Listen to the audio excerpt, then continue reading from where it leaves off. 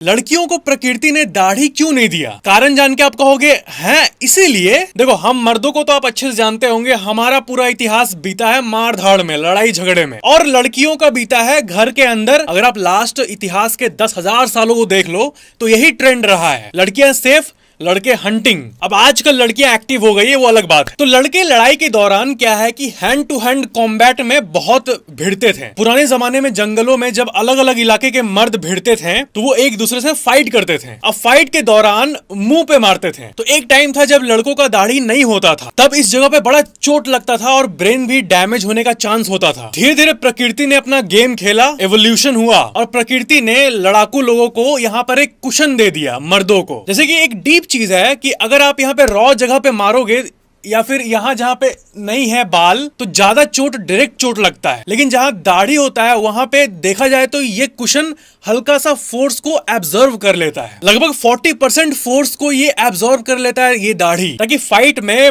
मर्द अगर इन्वॉल्व हो भी तो ये कुशन उसका लाइफ सेव कर सके। पहला ये था। दूसरा था सनलाइट से प्रोटेक्शन। इसके चलते डायरेक्ट धूप के हार्मफुल रेज भी नहीं लग पाते हैं और लड़कियों का तो पूरा खाली रहता है, लो धूप आप लोग। और अगर अट्रैक्शन साइकोलॉजी की बात करें कि जब लड़कियां किसी बियर्ड वाले लड़के को देखती है तो उसको मन में ज्यादा अच्छी फीलिंग क्यों आती है, उसका आंसर ये है कि लड़की के माइंड में सबकॉन्शियसली एक बात रहती है, किसके पास बियर्ड है तो ये अपने आप को प्रोटेक्टेड रख सकता है और मुझे भी प्रोटेक्ट कर सकता है। डायरेक्टली ये बात माइंड में नहीं चलती ऑफ कोर्स, लेकिन सबकॉन्शियसली ये चीज फील होती है और तभी अट्रैक्शन होता है। हाँ, लेकिन जिन लड़कों का दाढ़ी नहीं उगता वो कह रहे होंगे मैं क्या रोऊं तकिया लेके। भाई दाढ़ी होना इंपॉर्टेंट है भाई। हम मेरे को भी ओल्ड व्यूअर्स बिना दाढ़ी के देखे ही होंगे, लगता है मेरा छोटा भाई है। लाइक सब्सक्राइब जरूर करना।